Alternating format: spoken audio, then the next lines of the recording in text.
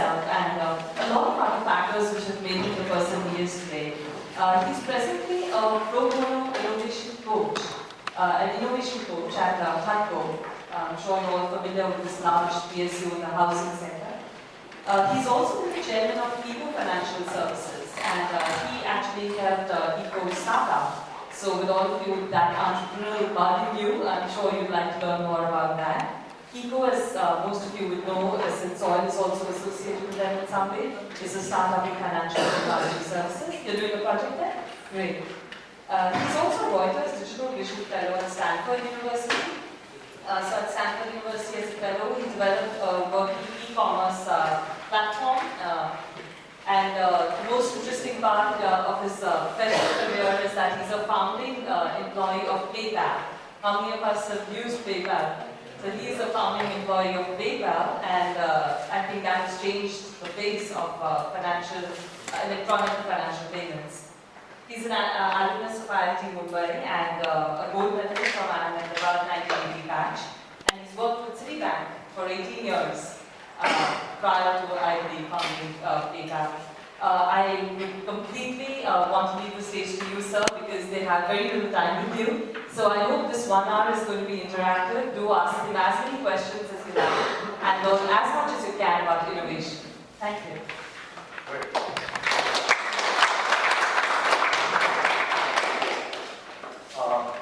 So it's a pleasure being here, and I would like to thank Soil for giving me the opportunity to speak to you all, because much as I might tell you something which you might find useful, I also always welcome the opportunity of learning from people like you, because I believe that the younger people of today, have grown up with a lot of different things compared to what we have grown up with. So we can always learn from the younger people more than give them some wisdom or whatever.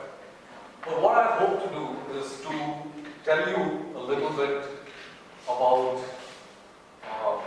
something called BHAG, which is also written BHAG, but it's pronounced BHAG, and that stands for Big, Hairy, Ambitious, Audacious.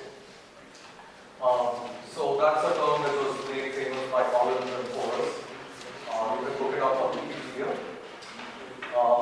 So it stands for, something that if somebody hears of this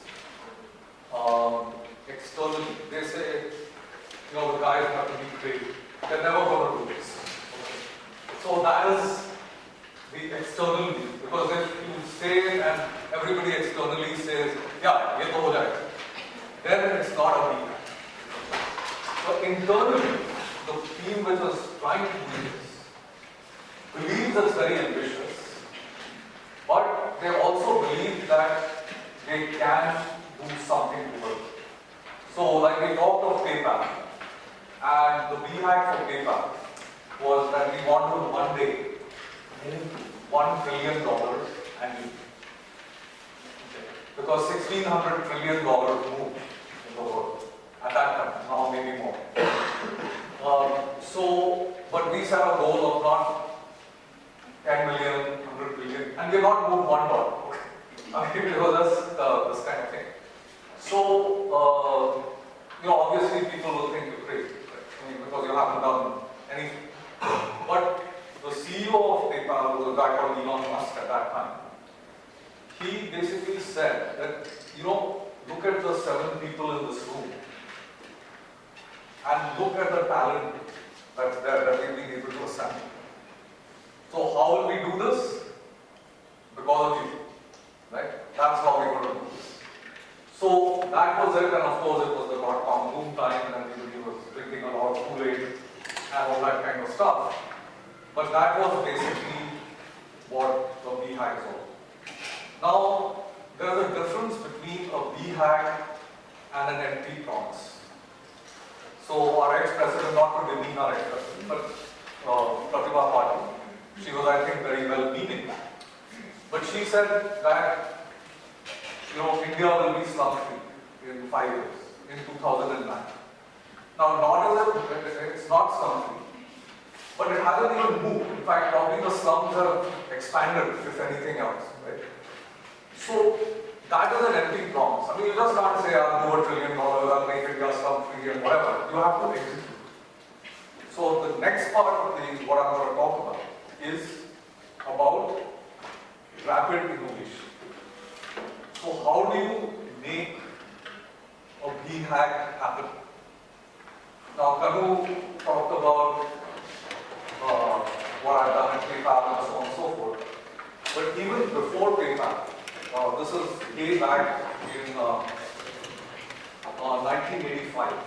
So 1985 to 1989 in India, I was with Citibank.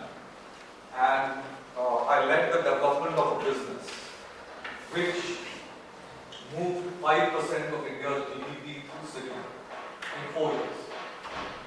Now, Citibank at that time had only 6 branches in India, in 4 cities.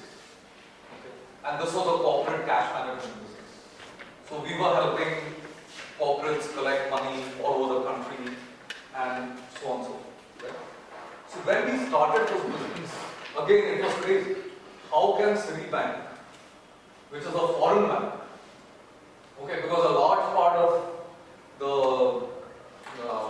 sort of transactions were public sector even then. Very difficult economy, much more difficult than what it is today. So how can Citibank do this?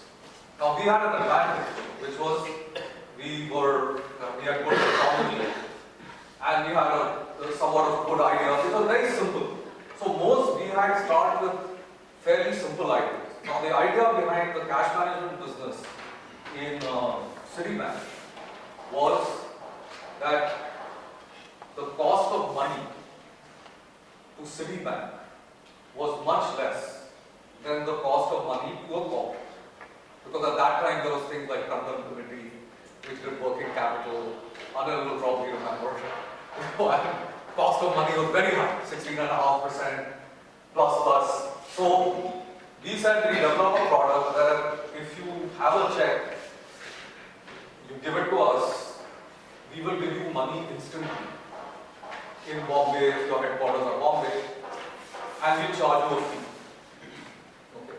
And then I won't get into the details, but that was the crux of the idea. And then the other thing that we did was we provided flawless customer service with a warranty.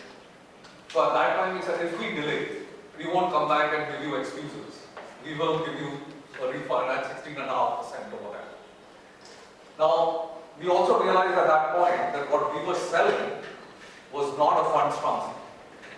But what we were selling was a headache.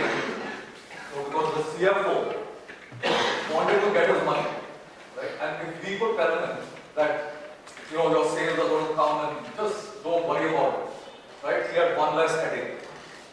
Okay, and paying the fees was not a problem because we understood the customer, like whatever our fees, even though they were quite large, as a percentage of their expenses was negligible. So we knew how to sell. Right? So this is to give you an idea like how you can do BHAGs.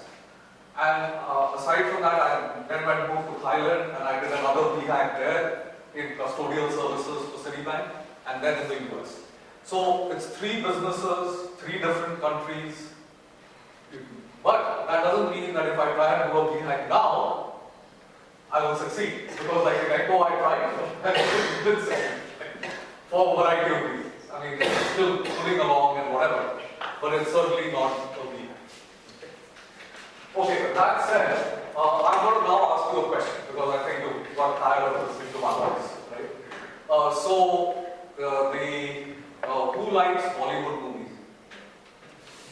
Okay, so pretty large one. So this may be a hypothetical Bollywood movie. Okay, it's a B-grade movie. I don't even know if it's real, but in this movie there is a horse, a white horse, and there is a hero on this white horse, and there's of course a heroine. So the insulation has been cut and she's wrapped in this wire kind of thing, and then there are some villains, right? And they throw a switch, okay?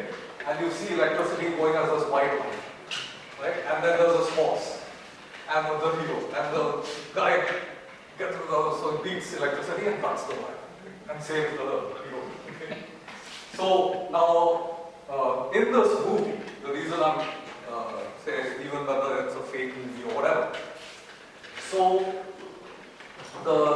let's assume that the woman is a citizen of India, right? We call her Mona Darling. Okay, so she is that person. Now, the villain is this person called Ajit. You know, like, I don't know, maybe okay, so, and, is there an Ajit? Oh, and then his sidekick is this person called Rahul. So now my question to you is that if you look at India as a movie, like a 60% of people feel that India has not achieved its potential. It's done okay, you know, it's stayed together as a country, so you can't say it's not done okay, but it could have done much better. You know, there's a lot of poverty, there's a lot of this thing. So, in this thing, who do you think are the villains, like the Sajid and Rahul, who stopped this thing? So, any guesses?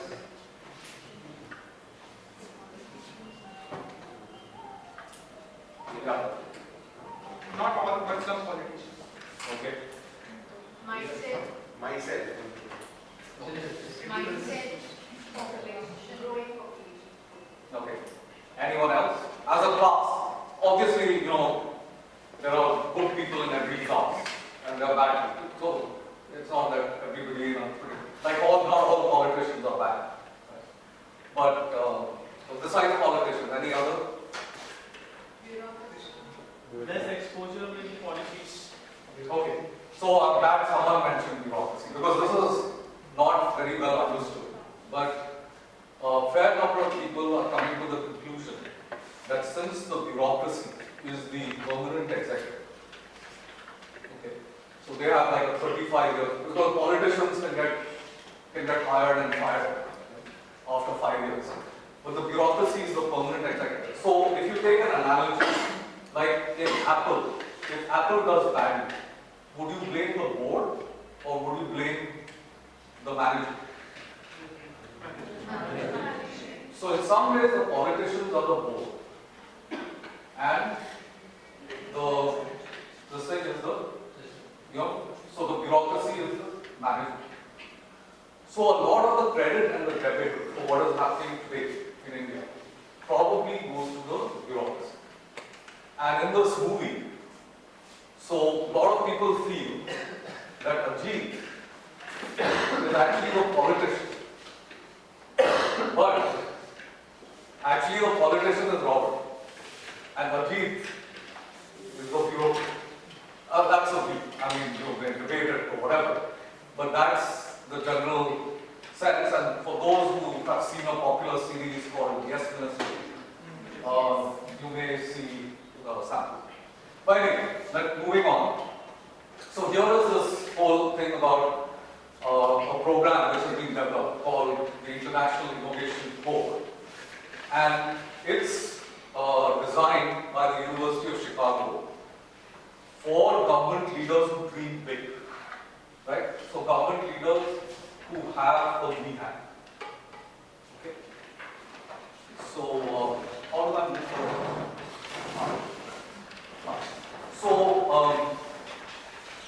So the first thing is, do people agree with this? That India needs big dreams executed rapidly? Why is that? Why does India need big dreams executed rapidly?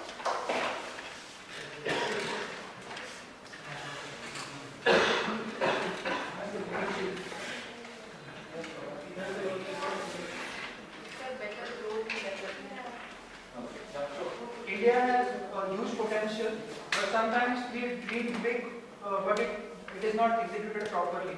So execution as well as dreaming, these two things must go hand in hand to utilize potential. Okay, so there's one other big reason, which is the cost of delay.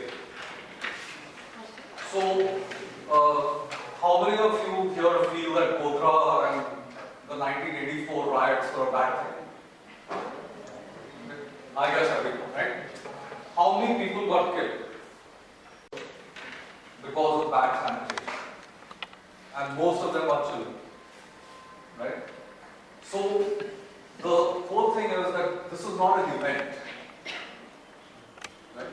So you don't talk about it that much.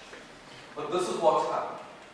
So India does need big dreams executed very rapidly. And with different things. Say, for instance, financial inclusion has been a struggle. Like financial inclusion, like even ECHO has been struggling and so on and so forth. But in telecom, inclusion has happened. Now, if you think about it, you have to say why. Because the financial services wallet or the opportunity is bigger than the telecom opportunity. In some ways, to execute financial services is easier because you don't need to set up towers and you don't need to get land and so on and so forth. So why is this happening? Okay. So I'll leave that for you to think about. But these are the kind of things that are important questions. In the same way, people say open defecation is a national shame. Now, I attended a meeting where the water and sanitation minister and the secretary talked about how they were going to make India open defecation free by 2022. Now, when you're sitting in 2030 and you talk about 2022, most people say now in 2020, then tell me 2030. That's the general impression.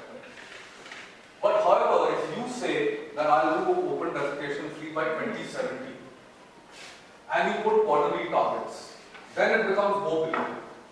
And then you can inspire people and you can today use something called collaborative innovation to actually get a billion minds working on how you can solve the problem. Right?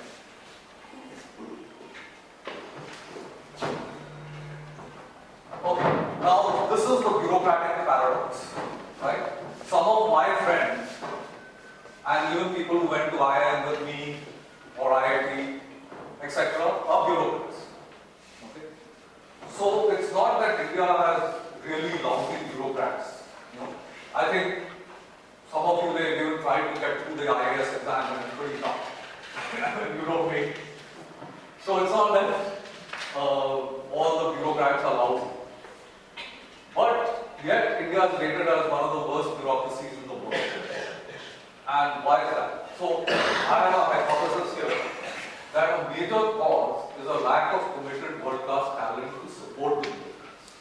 So your next level, all that kind of stuff are really tough. I mean, like they're not motivated. There's a term called deadwood. There's a lot of deadwood, and so on. So you have so if you buy this hypothesis, one of the major causes is this. Do people agree with this major cause? Sir, Yeah. in the previous slide, when you talked about bureaucrats not really functioning to what they're expected to function, can we say the system by itself is making them not work to their maximum efficiency? Well, it's very easy to blame the system, right? Like a lot of people, my friends in the bureaucrats say, what can we do? Like there's Durga Shakti Nampal, he gets transferred, some politician does this. But, for those of us who work in the private sector, and if you're a CEO in a private sector, then you have lots of challenges. And, it's your job to, as a leader, to get over those challenges. I mean, like, the bureaucrats, they often say, what can we do? The citizens are. This is like, say, Coke saying, I manufacture Coke and people don't drink it. They're stupid. I mean, this doesn't make any sense. But, so, bureaucrats often like to paint themselves as victims of political abuse. But if you really look at the Constitution, they're not supposed to be that. So, you can always make yourself think, I didn't, I'm no murderer because my father abused me in my childhood or something like that. Right? You can always blame somebody for whatever you are. Right? But, actually, if you're a leader, it's not about blaming others. But sir, the bureaucracy, you say that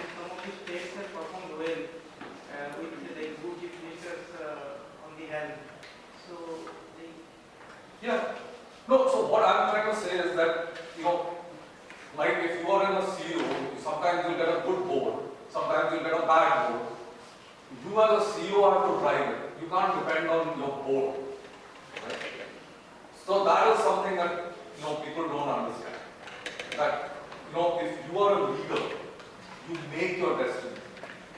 If you are a clerk, your destiny is made for you. Right? That's the difference between being a clerk and being a leader. So unfortunately, a lot of our bureaucratic leaders behave like clerks. But there are some very good ones, like you have Sridharan who did the Delhi Metro and so on and so forth. So it's not universally true. Anyway, so here moving on. So what the International Innovation Code wants to do is it wants to challenge innovative young minds to try and solve the world's biggest problem and provide world-class talent to bureaucrats for free. Now it was founded in June of 2013. So IIC in itself is a BHAT because it's trying to change the world. We can't have a bigger BHAT than that. Okay, and it's used rapid innovation because it was started in June and here we are in early December and it's got a whole structure. And if you know University of Chicago, it's one of the leading universities of the world. It has 87 Nobel laureates. So to try and even get visibility for a program like IIC in University of Chicago, a lot of credit goes to the professor there who was one of the founders of IIC. Okay. So for me to be able to even put this here, saying institutionally supported by University of Chicago is not easy. Okay, so this is how it works. So IIC selects top graduates from the University of Chicago and select Indian universities and trains them for 5 weeks at the UFC Center in Delhi. So University of Chicago is opening a center in Delhi, in Connaught Place. Now for a lot of you and maybe your friends and whatever, this could be a placement opportunity. Right? You may want to try and be a fellow, but I can tell you it's going to be really hard. It's going to be really competitive. And it will test your creative mettle and your listening to actually figure out how you're going to make your application stand out among many applicants.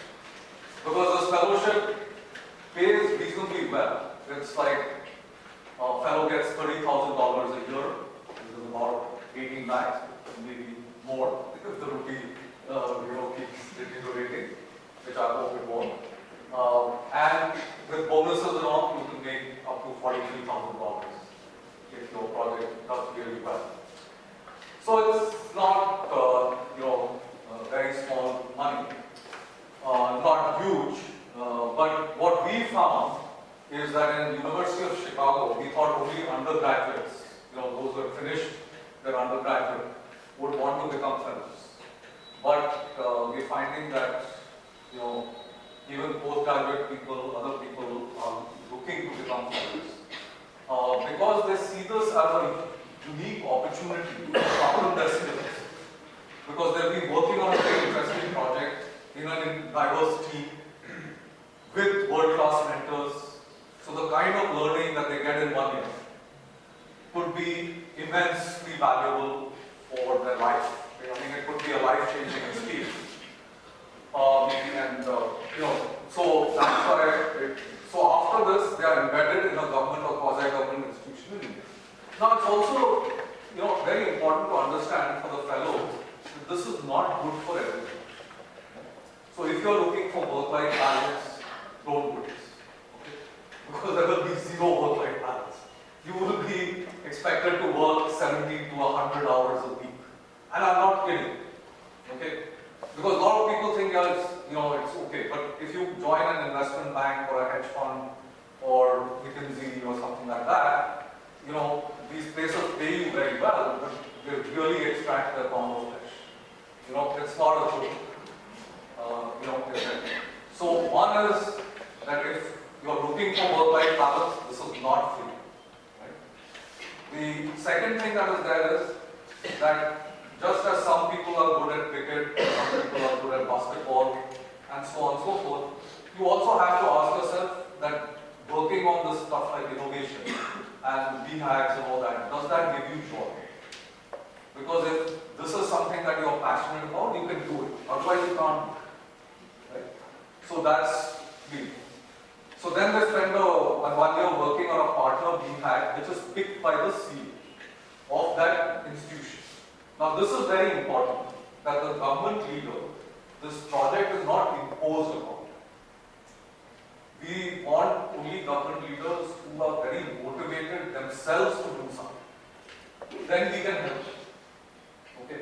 But we can't go and tell them that you should do this and then you would, because it doesn't work. Because then that government leader will find 20 ways to block. And say it won't work. So one is that it has to be BHAG. So it also has to be a BHAG. Okay.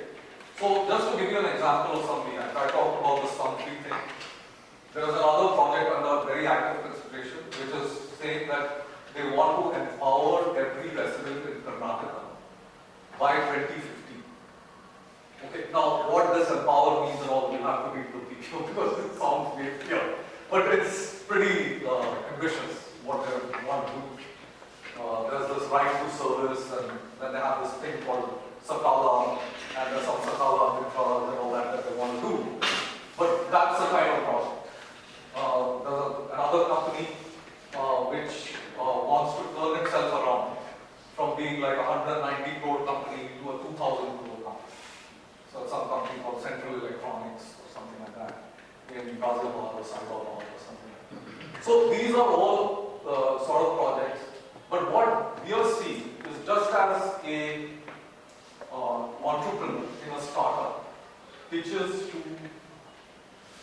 a venture capitalist and then they get money. Okay? So in this case, we are asking the government leader to pitch to International Innovation Board to get human capital. Okay? That's the design of the program.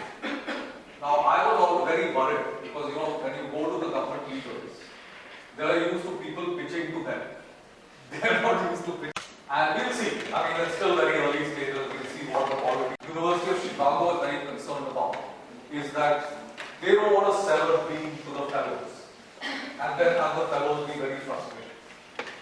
Where they think they're going to be doing something amazing and they end up getting frustrated at every this thing, and they're just like basically horsepower and not brain power. And hopefully, if all this works out, they become global problem solvers, trained in a rapid, innovative, and iterative design. So, what is this rapid innovation? It is to take a very complex problem and break it up into segments which are bite-sized and have different people working on different pieces. Getting inputs from a lot of places, testing it out. If it's not working, coming back and iterating and going and testing it out again. So you need these kind of lot of experimentation, which a lot of people fail to do. They will spend a lot of money, a lot of time designing a program, and then it won't work. So that's not rapid.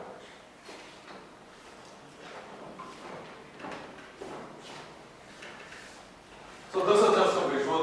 This is how it works. There are ISC fellows, there are people from the partner employees, mentors, sponsor, University of Chicago, team project, and hopefully leads sustainable development.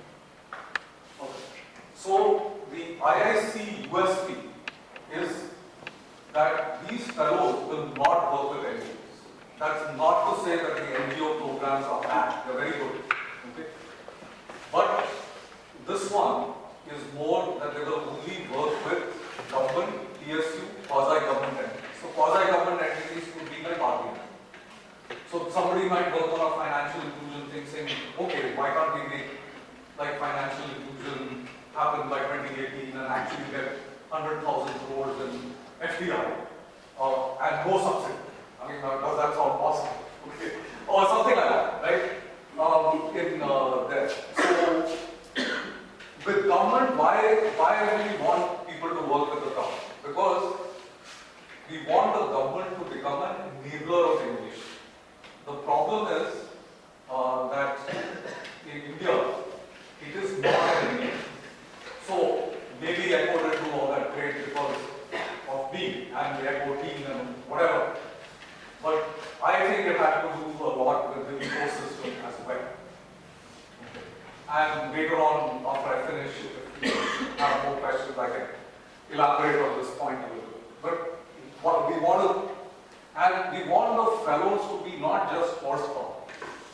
primarily brain power. You want to challenge them, So no fellow, I mean, one of the restrictions is that if any of you are over 30, you cannot apply. So you have to be under 30. Most probably, it doesn't matter which discipline you are in, or whether you have lots of experience or you're a fresher, but you have to be a graduate. And you can be a postgraduate.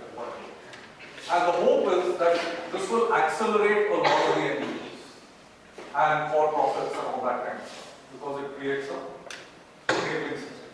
So these are some examples of BMAC in the city of Delhi, some 3 to 5 years, but actually the project is now 3 years. Okay, so we thought 5, but the CEO of HUDCO wants to do it in 3. Okay. A world-class district, GDP plus HDR in 5 years. So ceiling is, okay, I'm trying to touch the ceiling. Sky is, I'm trying to touch the sky. Or a star project would be like, I'm trying to do something national, which is like really big. Okay, in there. Okay, so now this was a presentation actually to government leaders. So what could a government leader do? So submit a partner proposal if IISc can help you achieve your dream. Spread the word about IISc to other bureaucratic leaders who are big. Now here I must point out that IISc is not the only way to achieve big dreams. In fact, hopefully IISc will get grown and a lot of universities and all around the world will have similar programs if they're successful, because the need is immense in terms of this kind of thing. And the reason is clearly an HR reason. Okay? Because the talent within the bureaucracy is very weak. Okay? And for that to correct, people talk about administrative reforms and all that will take time. Not only in India, but worldwide. Right? In few places it's not true, like Singapore has excellent talent and whatever. But in general, that's the case. Right? So, for this thing, hopefully you will have a lot more of this program. So, we're saying spread the word about IISc to other bureaucratic leaders who are big. So, executing big dreams. Now, this is a Delhi Urban Shelter Improvement Board without IISc, slow progress with IISc. So, I actually sent out, or I requested Kanu to send out the document. Now, how many of you actually read that? Did anyone read it? Okay, very few. That's okay. I mean, that's part for the course. But one of the things that I would encourage you to do, if you felt this talk was at all useful, is to go back and read those documents carefully. They're not very long, but I think you will learn a lot from them. And one of the documents is the PPO for HUDCO.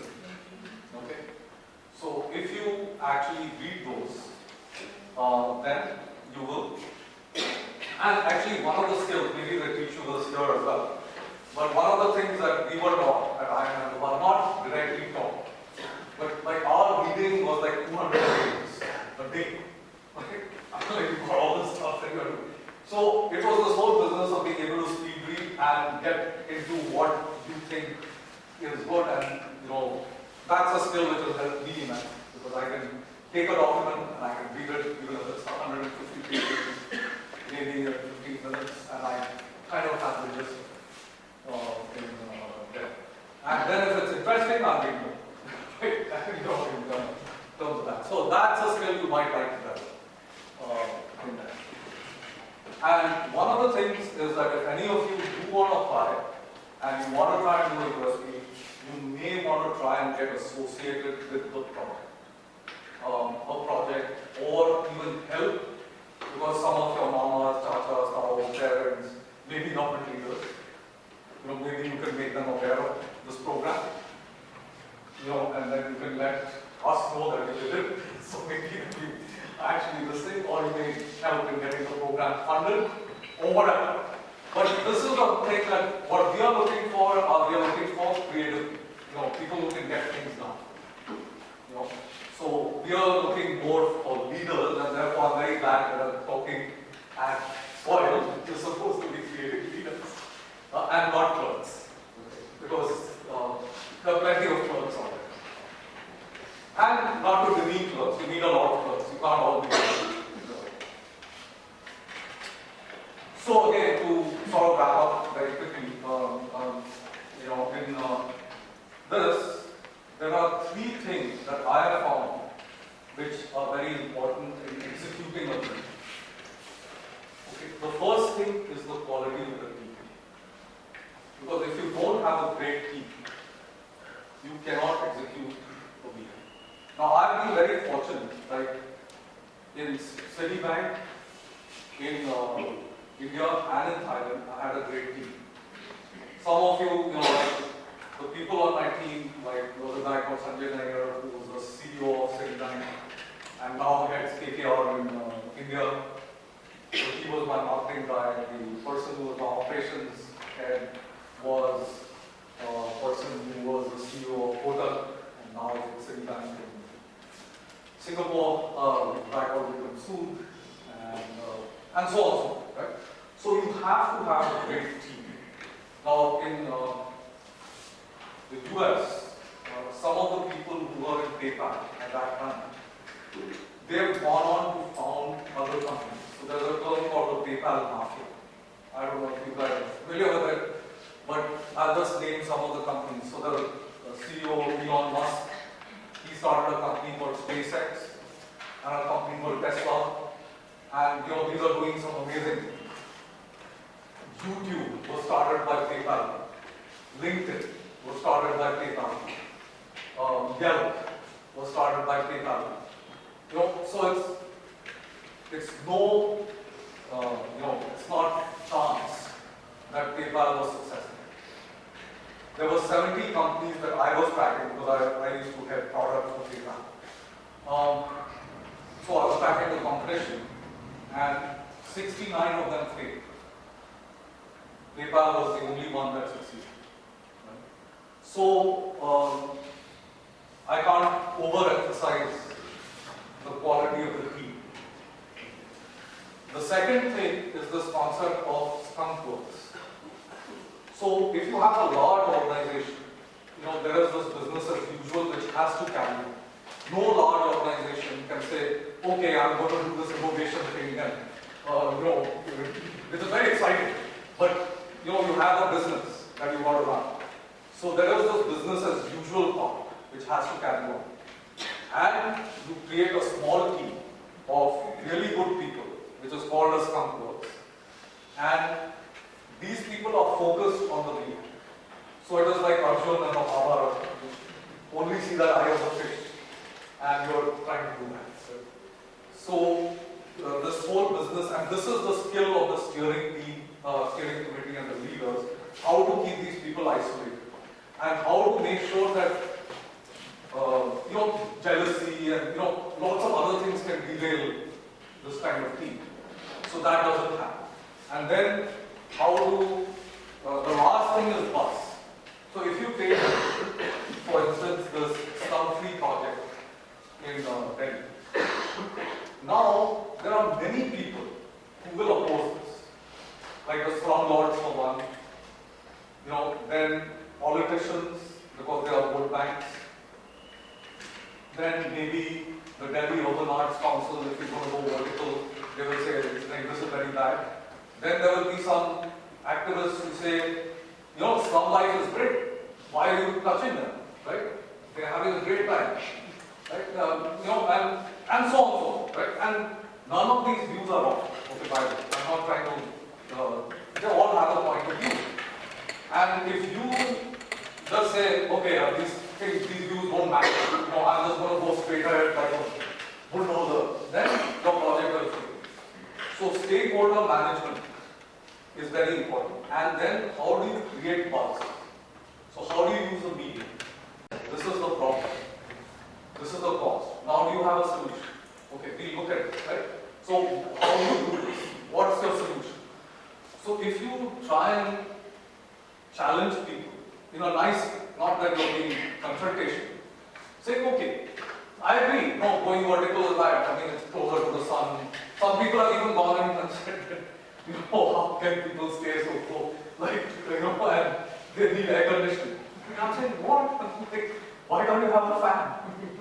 But there are articles, written by people who got to Harvard, which talk about this kind of stuff, saying that, how inhuman it is to kind of put people on the 10th floor in Delhi. The thing is that there are all these kind of things. There are all these voices. So, one is to do stakeholder management, creating buzz. The other is to actually use buzz to get ideas. Okay. So I don't know if we have internet here, but if we do, I would really like to show you, or you can see it later. There's a site called openidio.com. Okay. And there is a 2-minute, 42-second video on how it works. Okay. I think you'll find it very interesting. IDEO, is it?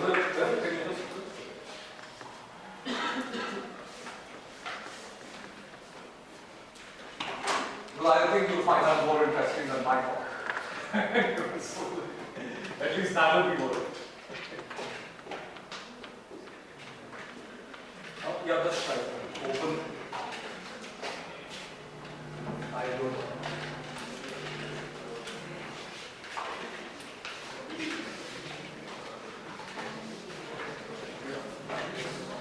The sound.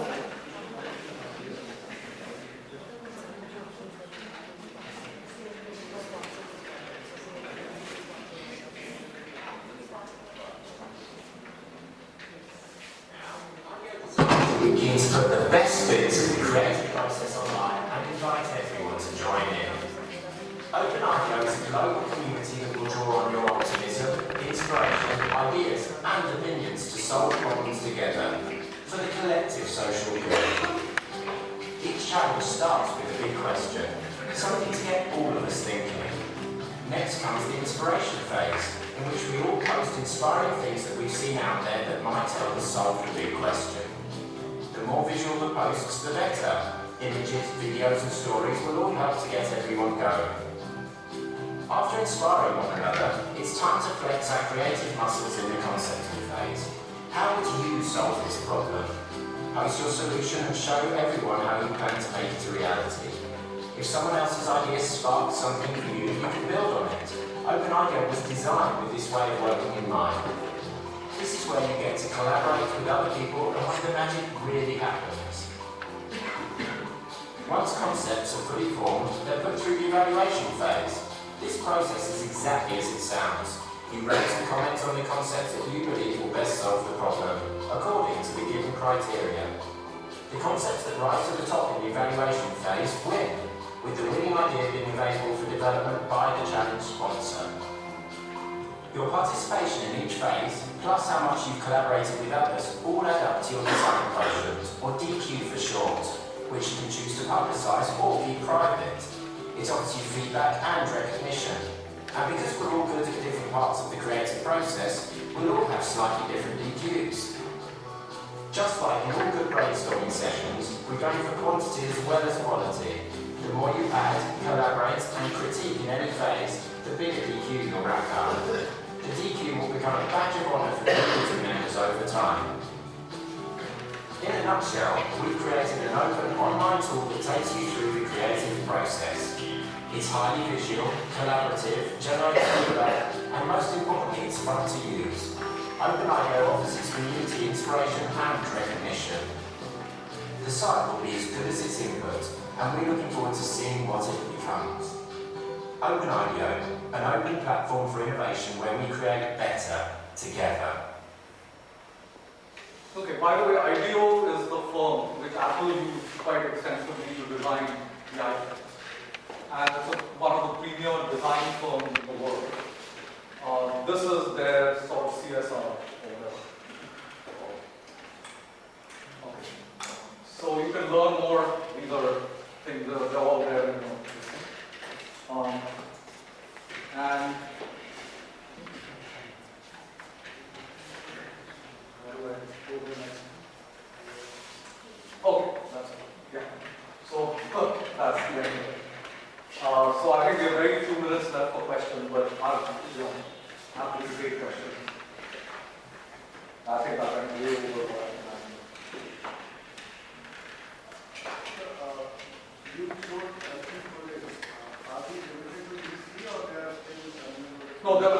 maximum of 10 projects that will be taken.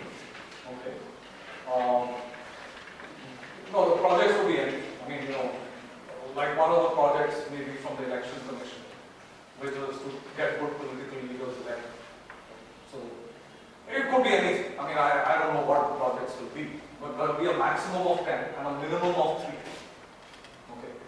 Because we still don't know from actually thinking that I'm going to submit a project to actually submitting a project and then it getting approved. Because University of Chicago also has to feel that this is something that fellows will be excited working on. There could be some excellent projects, but it may be too tough for the fellows, or they may not be able to do that. And they may not excite. So we don't know. But there will be a minimum of 3 and a maximum of 10. And the program still also has to get funding, because these fellows that are paid, if it's free to the government leaders, then there have to be donors. But this is exactly the method of innovation, that you don't try and get everything done, because you just move, right? So if it doesn't get funded, what will happen? It won't happen. Those are kind of things which go on.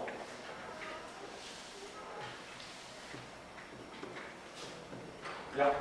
Has the prototype of this model implemented earlier somewhere?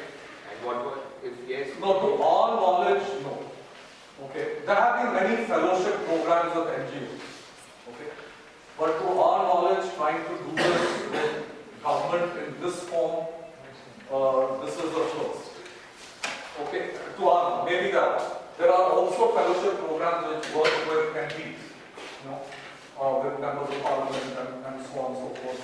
There are fellowship programs which work with judiciary and things like that. But of this type, there will be a team of 5 fellows supplemented by 2, so there's a 7-person team, there are all these mentors and all this kind of stuff. And that's a lot of horsepower together, in one place to try and do this. To our knowledge, this has never been tried. It's been tried in startups all the time, but this is very different. I mean, so it could very easily fail. But this is the thing, because this precedence question is very often asked in India. Has this been done before? I'm saying, but everything was not done before at some point, right? I mean, every time there was a chicken or was there an egg? I don't know. What will be the criteria for selecting the candidates for this position? Well, it's sort of being worked out, but there's going to be an application form, obviously, and then some people will get shortlisted, and then there may be a group discussion type thing, interviews, whatever. So we're still sort of working the exact modalities of it, and we'll see. I mean, I don't know how exactly it's going to be. And the fellows, some of it will depend on what the projects. Like, say, for a slum-free Delhi, maybe one fellow has to be an architect. If there is something which has a lot of communication or a lot of design, maybe those kinds of things. So it just depends. I mean, there is a little bit of concern that we're going to get too many applications, so we don't know how exactly they're going to handle it. But these are things which are nice problems to have. I mean, we will figure it out as we go along. Like when we did PayPal, when we launched, in 1 month we had 250,000 accounts. We thought we'll have 10,000 in our pilot view, right? But we had 250,000. Then there were emails and all that. So, my son was answering emails. He was like ninth grade. We had a lot of family people answering emails and stuff like that. So you figure it out. That's what entrepreneurship is about. It's not a linear process. So if you're not comfortable with unstructured situations, don't be an entrepreneur.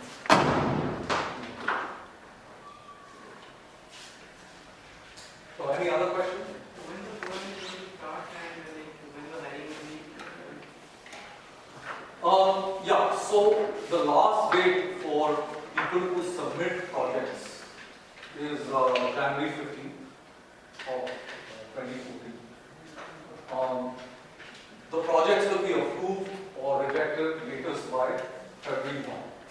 that may slip another 15 days, but there's no scope for it slipping further because it's tied to the placement season. You know, in there. Because, so at least in Chicago, the deadline for giving an application is January 17th. You know, so already information sessions and all that started in Chicago. I don't know what the placement calendar is like in India, so I'm just trying to find all that out. But my guess is there is a little more flexibility, and it could be a little later. So we'll figure it out and design it as we go.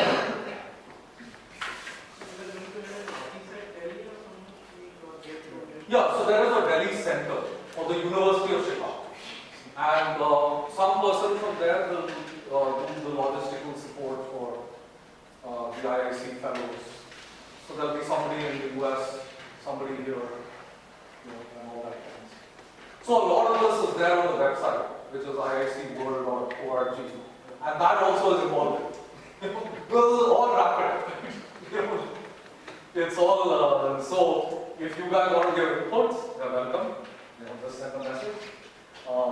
And whatever. So that's the way it is. So it's quite possible that something I tell you may not be correct. And it's also quite possible that IIC may never run. Because like one of the questions that the university asked me was that why don't I fund some part of the product, right? Because they knew I was from PayPal and I do have some money. But I said no, I'm not going to fund this one. I might fund something else because this is my dream, and I don't want to drink my own Kool-Aid. So if I think this is good, that's not good enough. The government leaders must think it's good, and other funders must think it's good. Then it's okay. Right? So that's the kind of thing. So we will see. But this is exactly how you do innovation. You put a concept out there. And so earlier, we were just talking. We didn't even have this kind of presentation. Now they tell you how to write a PPO, and so on and so forth. So it's now becoming real. And so far there hasn't been some huge project team and all that which has been working on this. It's people doing part-time stuff, volunteering. I'm doing it, and this is not my full-time thing either. But I'm spending a lot of time because I'm passionate about it. And it helps me achieve my dream, which was in some ways to give back to me. So everybody is doing something for a reason. And that's the basic thing, that if you enjoy what you're doing, you will make time. So I think we are out of time, but I don't know. Because the clock says 6 o'clock. Come on. I would like to thank you on behalf of the entire Solid family, on behalf of your students from the business leadership cohort. It was really nice to know about IIC. I'm sure it has generated a lot of interest among the students. India definitely needs some rapid innovation, and I hope you find your leaders very soon who can lead these projects from the country. Thank you so much for coming here. We wish to see you soon again. Thank you.